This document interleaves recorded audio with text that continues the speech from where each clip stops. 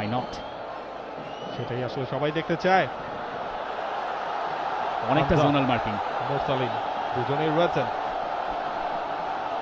ক্যাটারটা হামজা নিয়েছেন এবং হামজার গোল, যেই গোলের অপেক্ষায় ছিল এই ন্যাশনাল স্টেডিয়াম।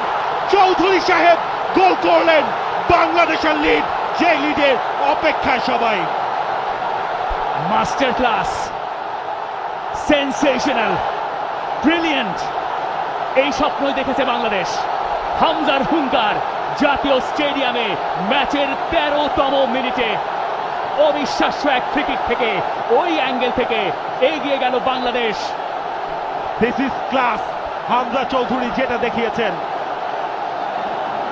তার সেই এক্সপেরিয়েন্স, প্রতিপক্ষ কোচ যাই বলুক, এই সব কিছুতেই মাঠে নিজের পারফরমেন্স দিয়ে হামজা চৌধুরী বুঝিয়ে দিয়েছেন বাংলাদেশের ফুটবলের এই পতাকাটা ওড়াতেই তিনি এসেছেন।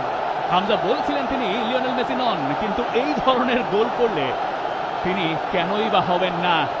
হামজা জানেন এখনো মাটিতে পা রাখতে হবে। হামজার চোখ ছিল গোলে, হামজা সেই কাজই করেছেন এবং গোলকিপার পেইসে বিটেন। পাওয়ার ছিল শটটায় এবং শেষে ডিফ্লেকশন ছিল, কিন্তু অন Exactly. টার্গেট থাকার কারণে গোলটা হামজার কাছেই যাবে।